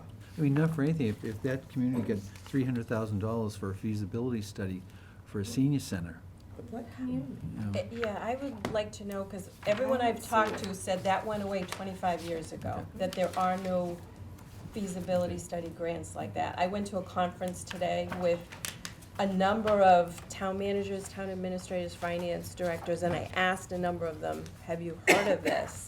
Have you seen anything lately? And they all said, no, that's long gone. Because I think it was in the second email I sent out, Yeah. that they had the two in there, the 30,000 and 300,000. Did you give me one? Yeah, you got it. That was the Chana. The Yeah. Chana was 30, Yeah. but it really was 12. Yeah, for them, yeah. But So- if Valerie could, you know, kind of bring that baseline survey to the top to do it, so maybe in the year 2022 budget, we could look at either setting aside some money for a consultant or a part-time grant writer or even a full-time grant writer over the next year, look at the feasibility of it. You know, because maybe we could help John out on some of his stuff. The fire department, we already know, has gotten some money Right. for them. The police department's gotten some, but if we can get some for other functions in town, it'd be great, because it'll relieve some of the burden on the taxpayers. You know, because we have, Right. you know, so we've got a lot on the wish list for the master plan. But the other Yeah. thing is, this town, look at our free cash, okay? You have to look at a couple of different factors I know, here, yeah. okay? And one of them is the fact that we have a large amount of free cash. Our population is, you know, we're not in the city, No, okay? we don't have So- a diverse population. Right, so there's a lot of different factors that go into grants, that's all I'm trying to say to you. Yep. It's not as easy as, you know, seeing this on a piece of paper and saying, you But just need to write something and get Over the it. next, you know, year or so, if we could take a look at it and study it a little bit more, you know, get the baseline, and then take it from there for the fiscal '22 budget. For a grant writer or? Just, what You know, do take a we- look at the baseline and what grants we might be available for, okay? Yeah. And at that point in time, either make the decision to hire a consultant, a part-time grant writer, or a full-time grant writer, you know? I think it's something that we need to move forward with, It may turn out that there really isn't enough out there to warrant the expense. It also could turn out that we could end up getting some significant amounts of money. I'm looking at IT grants. In 4 years, the state has assisted 250 communities with $9 million in grant funding to modernize technology systems and deliver services to their residents more efficiently. There are only 350 communities in the state. Mhm. So, and I understand that John, has been going after different grants, but this is just the information that's coming across Right. our desk, and we're looking at it and saying, just on October 16th of 2018, they announced that they had released $3 million in technology grants to 44 cities and towns. And it goes on to talk about all kinds of reasons that they would be giving it. Digitizing public records, I think that's come up in the past. Salem got $150,000 to do that. Whitman received almost $200,000 to enhance radio communication for its police and fire departments. Whitman is not any really, it's pretty similar to Wilmington in its demographics. There are some towns in here that are probably a little bit low on the demographic level than Wilmington, but not all of them are. It's not And only then when we look demographics, at but the $12 million, or in our case, $24 million in free cash, Yeah, when a, that- Right, but, and some of them, they're looking for that. They want a stable community. Right, they're not- They don't want communities that cannot afford to move forward. They're, that's not necessarily a negative. In the Community Development Block Grant Program, the eligible projects are, and these sort of fit in somewhat with what we're planning, economic development projects. So the area down at, down by Lucci's, that development in there, infrastructure, construction or rehabilitation of community facilities, which would, a senior center would technically fall under that, especially if you had a room in the building that was also designated for the general public, and public social services. There's a lot out here that, another thing I noticed, in 2019, they gave out an awful lot of money, or an awful lot of awards for infrastructure improvements to streets and neighborhoods. So making sidewalks, for instance, making things, going into different neighborhoods that needed, drainage or sidewalk repair, that type of thing. That was prevalent in this, along with food pantries. In North Reading and Tewksbury actually got those grants last year for sidewalk improvements. So I think there's enough here that has, awoken our curiosity, and certainly appreciate all the time that you invested in speaking with those people. It's very interesting to hear their experiences. But I think that we need to take a serious look at getting some help in approaching this, and in seeing if we can get some money. yeah, I'm not And- opposed to And if certainly not, pursuing if not, that's funds. fine. We don't have to continue for 20 years with a grant writer that's not producing anything. Yeah, But right now, I think it's a burden to ask the department heads to be researching this. It may or may not be a burden, but I don't want to walk away from it saying it's too difficult, it's, too much work, some of this is a significant amount of money, right. and I think it's worth the work. Like I said before, department heads have a lot on their plate, and if you could get somebody in just to take a little bit of that burden off and work with them. But again, it's not, it's not simply taking the burden of writing the grant, because as the woman from Beverly indicated, and I took John's article here, and writing grants is not a central aspect of her position, she said. Searching out grant opportunities and having an advisory role is her focus, since the department heads typically handle their own grant writing. So she's not apparently even doing most of the grant writing, and it must be the department heads, according to this quote. And She's it's the support for the department heads. right, but so, to the point that department heads, you know, they have a limited bandwidth, and again, I'm not suggesting we not pursue grants. I'm suggesting, first of all, that we are pursuing grants. We are pursuing other means to fund infrastructure, other means to fund fire personnel. You know, we're doing that. Can we do more of that? We probably can do more of that, but, you know, once the grant is received, it's the department that's gonna be executing that grant. It's not gonna be the grant writer. So, you know, I think we can certainly look at opportunities where we're not pursuing grants right now that we should be. And, you know, I think it's, but we have to do it strategically. You know, we can't, in my estimation, we just don't have the personnel to be going after every single grant that may be out there for any number of things, you know.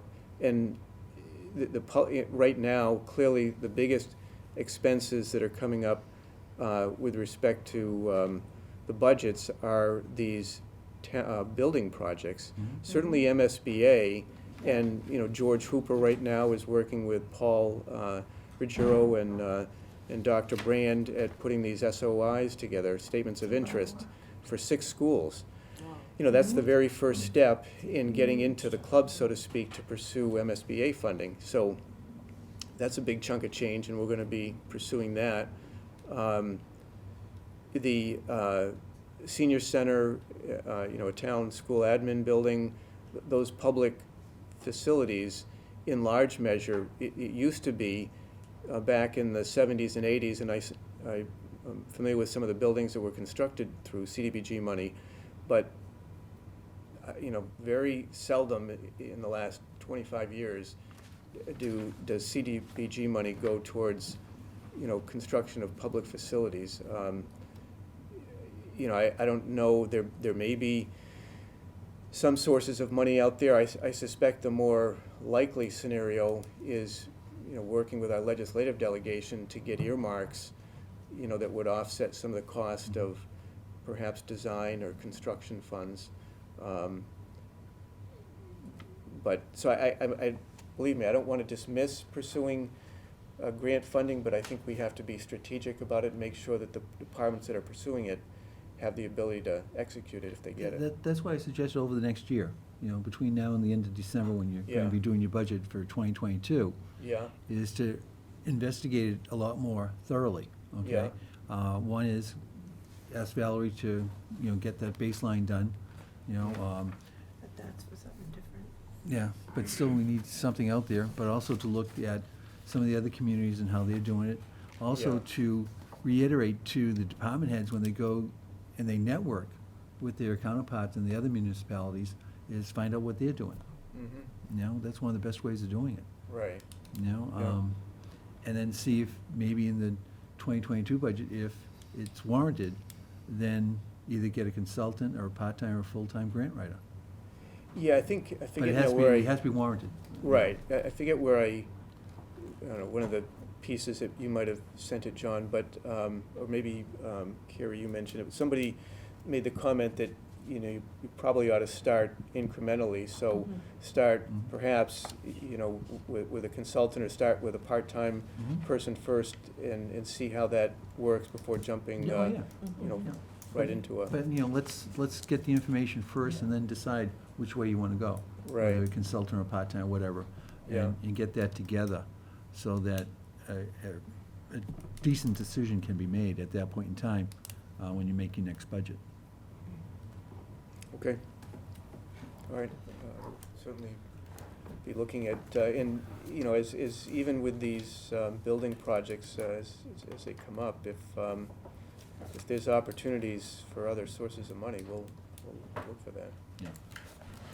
And there's a lot on the plate there, that's for sure. So, Maybe it's a good idea if you, next year, consider just laying out some of the stuff you are doing. You need to, Yes. you guys don't do enough, you know, advertising of what you are doing. Because I know just that Route 38 corridor had to have been a ton of work for them to work with the state to get that money.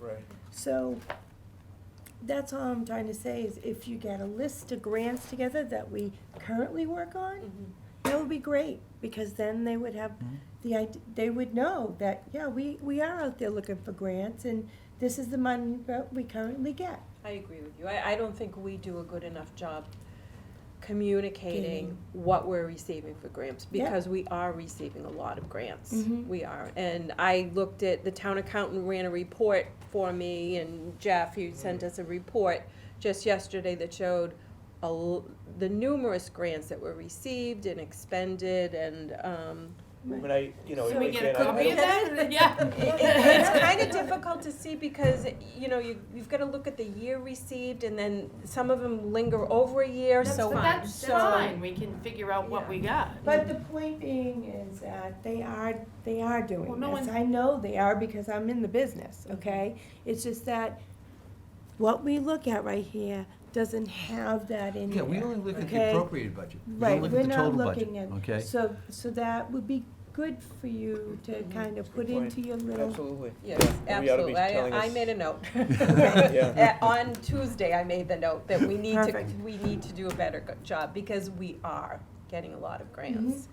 And especially when I talked to the woman in Beverly, and I said, well, we get that, and she Did you get said. any ideas from her? Some Some, that we I could looked get? at her website, she has some links to her website, number of links that I looked at the other night, after I left the meeting, that's what I did. I went home and I looked at her website. Yeah.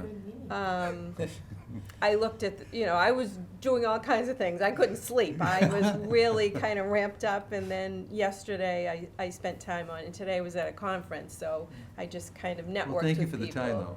And talk to them, but I think that we do a good job. It's just, you don't hear about it. And Jeff did ask department heads to give him input on the grants, so we'll put, he's already asked for it. And then I asked the school if they could give us their list too, at Jeff's Right. direction. Can you pull the school in, because I told him, well, Well, Beverly includes the school too, so. We'll be seeing them a week from tonight. Yes, at the high and I school, did tell that's- Paul that you might ask him about his grants already. So you gave him the heads up, okay. I did, I I told believe him. he lists his grants in Yeah, each department, yeah. will say Yeah. He grant does. He with helps. the X Yeah. dollar amount he And again, gets. that's the same type of budget. We only see the appropriated over Mhm, there. sure. We actually don't see the total, and it's much higher. And I want to see the total of the athletic budget, the athletic, You emailed that. Yeah, that was emailed out, the couple detail. months, Yeah. Yeah, Of- it's- of what it's- they it's un- budget? It's under Yeah. it's under your town account, Yep. town email Oh. account. It's in there, but I Yeah. think it was a couple months ago, wasn't It it? was a while, Right. yeah. It was a wa- while but- ago. But I want to see what they want for this year. It's in your budget book. Right here is your budget Yeah. book. Yeah, Or but no, you I already don't got it, think that okay. we have a detailed, all I'm gonna tell you is that I'm tired of looking at, social media and, people, which I don't blame them, complaining about these different, tactics of raising money. Okay, I mean, remember when our kids were in it, the football players would go door to door selling, I don't know. I just wrote a check. Right. I did not But send it now to it's them. all electronic, Yeah. okay? So some of these clubs are out there, and I donated to the hockey one, but I don't know, for me, why do we have to worry about, coaches have to worry about buying, football, equipment, or isn't that in the budget? It should be. You know It what I mean? is, and again, you can't really trust a lot of the social media. I think there's a lot of No, misinformation out Well, there. no, I mean, I'm gonna tell you, when I was on the football pack years ago, we did do golf tournaments, and Yeah. we made enough money, and we did buy the sled for them to, Another practice, yeah. practice. Yeah. But that was asked for, because the old one, And that was the first time we ever did such a big fundraiser. We're like, what are we gonna do with this? We could ask the coach what he needs. Have you been solicited by the police association yet? Oh, yeah, I don't. Their top level is 10,000. It goes down to 100, and there's a lot of levels in between that they're asking for. You know, I get an email, actually, they called twice, and I got an email asking for for donations. But that doesn't go to the police department. Goes to the police Is that- association. Is that ours? Yeah. Yeah, They you hired- always have they- to check. I would they always hired- call the Yeah. police No, you know department. what? They hired a firm. Oh, Yeah. yeah, no, I don't, And no, I don't- I only But that donate doesn't, when, yeah, that 'Cause doesn't they go don't get- directly to comes the to police my house. department. No, it doesn't go to the police when it goes to the No. association, but they don't get the full amount. Yeah. Right, Well, that's- Yeah, they the- keep their piece, Yeah, yeah. they take a hefty piece. Right. How Yeah, about so- when you I- get calls from surrounding towns? Yeah. Asking you to support their police or their fire, Yeah, and the state from police too. surrounding towns. Yeah. I used to get them from Chelmsford. It's like I hadn't lived in Chelmsford in 20 years. Yeah. There's still a lot in you, Jeff. Yeah. So, but I am concerned about the athletics. well, we'll see And I'm them, on my way home. But I am concerned. we'll But see yeah, them next week. That was a good breakdown on Michelle, is what we Yeah. got a couple months ago. Yeah. If you It's can't just find, constantly looking for money for Yeah, all the Yeah. sports. all of them. and there's a new AD coming See in, that- so we'll see yeah, what happens. and plus they wanna add more sports, that's concerning too, they can't keep up with what they have, Yeah. with the way the budget. Well, they're doing it without user fees, and, Mhm. that's how they would fill in the I have to blanks. say that the you know? amount of money that I donate But you would is my still- user fee. You would still be donating that even if they had a user fee. Yeah, So, because that would all be going to pay for coaches and buses, it would be going to pay for the major line item things. So you would still have to be putting in money. If you can't find me, Michelle, let me know and I'll Okay. email it to you again. We'll do it that way. Jeff and Kerry, anything else, or, because this is our last No. meeting before the Yeah. schools and then the public hearing, so. right. Yeah, I think, the only point I would just mention, and if you've, I don't know if you've had a chance to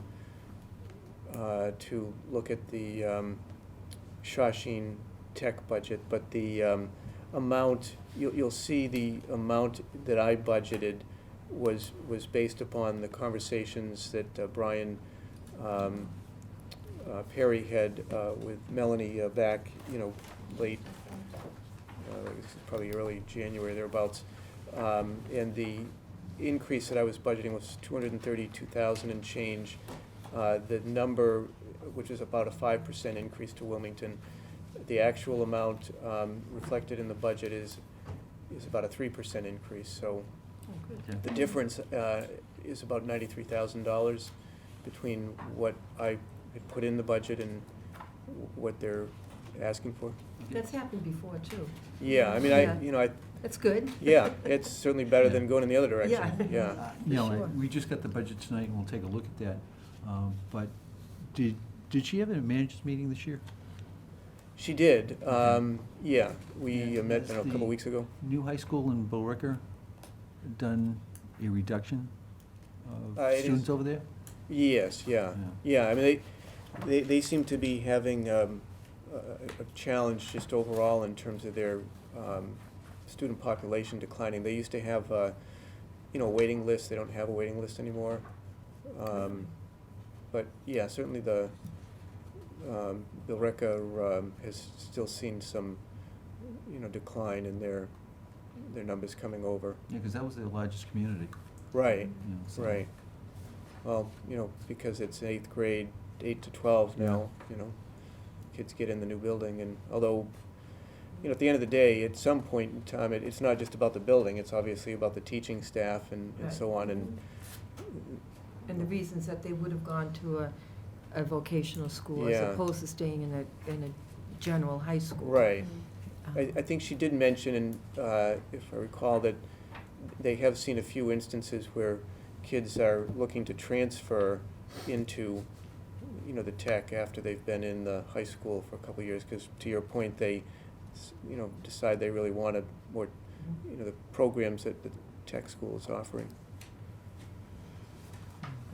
So I think any community that does build a new high school will have a direct effect no matter what. I mean, we did, Tewksbury did, Right. you know, so it's, hopefully it doesn't last It's too also long. Broderick declining mentioned- enrollment Yeah, overall. yeah, Right.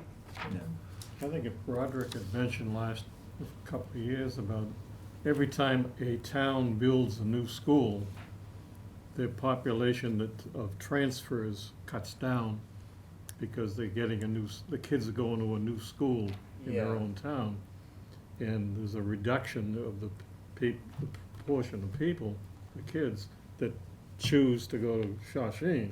Yeah.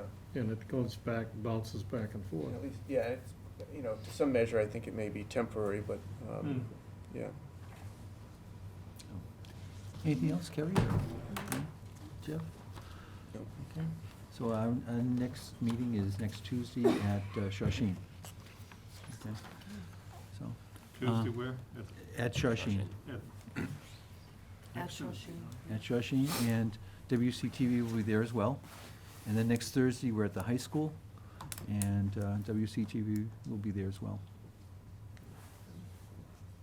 John, do you want me to, the remaining books there for the If you could school?